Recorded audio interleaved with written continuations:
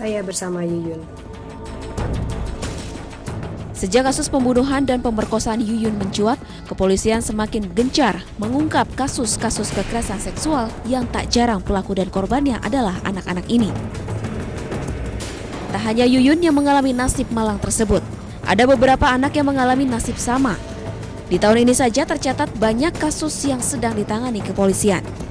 Di Kecamatan Astana Japura, Cirebon, Jawa Barat, NN, anak berumur 14 tahun diperkosa oleh 5 orang yang masih berstatus pelajar. Sementara di Banda Aceh, TSN berumur 15 tahun juga mengalami pemerkosaan yang dilakukan oleh 4 orang pelaku. Pelaku berjumlah 8 orang yang merupakan teman korban di Kabupaten Bogor, Jawa Barat. LN, seorang balita berumur 2,5 tahun, harus menerima kekejian dari tetangganya. Dari Kecamatan Tapin Utara, Tapin, Kalimantan Selatan, korban N berumur 3 tahun juga diperkosa oleh pelaku yang baru berumur 17 tahun. Sementara di Surabaya, Jawa Timur, siswi SMP 14 tahun diperkosa oleh 8 orang pelaku yang merupakan teman korban. Di Kabupaten Subang, Jawa Barat, seorang remaja 14 tahun dicabuli oleh ayah kandungnya sendiri. Dari semua kasus kekerasan seksual anak, tentu peran orang tua untuk mengawasi anaknya sangat penting. Tak hanya mengawasi perkembangannya, namun juga perilaku yang pantas untuk anak perlu diberikan kepada anak, agar anak tidak salah dalam pergaulan atau bahkan tidak menjadi korban kekerasan.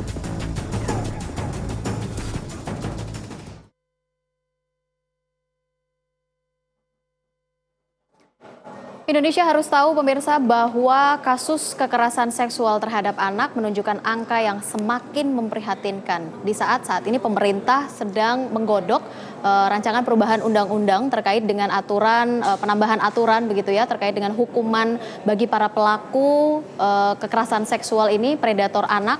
Apakah itu anak sebagai pelaku maupun anak sebagai korban. Namun apa yang bisa kita lakukan sambil menunggu tata aturan tersebut bisa dikembalikan kepada masyarakat. Kita akan membahas pada malam hari ini di Talk to iNews di tema yang berbeda. Saya sudah kedatangan 2 orang narasumber pada malam hari ini. Sudah ada Mbak Erlinda dari Divisi Sosialisasi ya dari KPI. Kemudian juga sudah ada Mbak Felicitas Kaban, seorang psikolog anak. Selamat malam, ibu-ibu. Iya, ibu-ibu. Ini adalah kasus yang kalau saya bilang sangat kritis gitu ya untuk kita sadari bahwa ini kaitannya dengan anak. Entah itu anak menjadi korban ataupun anak menjadi seorang pelaku. Kalau kita lihat kasus semakin hari semakin banyak anak yang menjadi pelaku, bahkan anak menjadi korban. Mbak Erlinda. Iya, terakhir kemarin Surabaya ya. Ya. Korban anak, pelaku semua Anak-anak. Itu sangat memprihatinkan dan apakah kita hanya mengatakan prihatin, kaget dan sebagainya, ya kan? Tapi sebelum saya menjawab, seperti dokter, pada saat dia akan memberikan satu obat, otomatis kan dokter harus tahu dulu gejala-gejalanya apa. Nah, saya katakan di sini untuk kita edukasi, sebetulnya apa sih penyebab utama dari sepertinya kita sangat kaget gitu ya, sangat benar-benar yang kok kita menuai ini semua. Saya katakan meja ini, kursi dan sebagainya pasti ada pabriknya. Manusia ataupun anak, pabriknya siapa? Keluarga. Ternyata kerentanan keluarga itulah yang menyebabkan semuanya. Kerentanan keluarga itu bisa karena pola asuh, nanti disampaikan oleh Kak Felis, bisa jadi dari stres anak itu sendiri, ataupun misalnya seperti yang sering kita dengar, kambing hitam adalah ekonomi. Ya. Tapi itu penyebab. Tapi pemicu lainnya bisa saja lingkungan sosial yang sangat luar biasa, banyak tindak kriminal.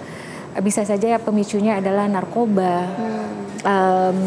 tontonan kekerasan, mohon maaf, tontonan yang tidak mendidik dan sebagainya. Itu semua pemicu, termasuk juga kasus yang di Bengkulu kaitannya dengan minuman keras. Iya, karena kita tahu di Bengkulu itu orang tua, mohon maaf, mereka meninggalkan berbulan-bulan untuk bekerja di kebun maupun untuk bekerja bercocok tanam lainnya.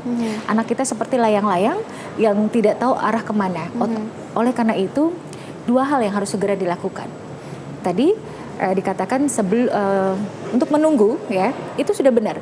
Yang paling utama kita memberikan efek jerak, berikan hukuman yang sejerat-jeratnya. Oke. Di Perpu udah semua ada, dari hukuman 20 tahun, hukuman maksimal sampai hukuman mati serta penambahan hukuman ataupun pemberatan hukuman adalah kebiri. Baik.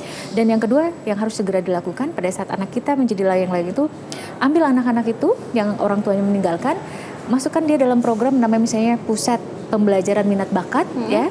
Di situ ada mungkin ada psikolog, ada guru, ada tokoh masyarakat, sehingga penyaluran minat bakat mereka tuh ada. Oke, kalau dari Mbak Feli sendiri Anda melihat anak-anak begitu yang menjadi pelaku sebenarnya. Apa sih yang mendasari anak-anak ini sampai terpikir untuk melakukan hal tersebut? Sebenarnya anak-anak itu kan copy paste. Dia menyerap seluruhnya 100% dari lingkungan sosial, ajaran keluarga. Tapi kita harus perlu sadari bahwa anak-anak ini bukan yang anak-anak 5 tahun, 7 tahun, tapi 14 tahunan, 13. Itu kan masuk di remaja. Itu menengah tuh antara anak-anak sama dewasa, dia peralihan nih.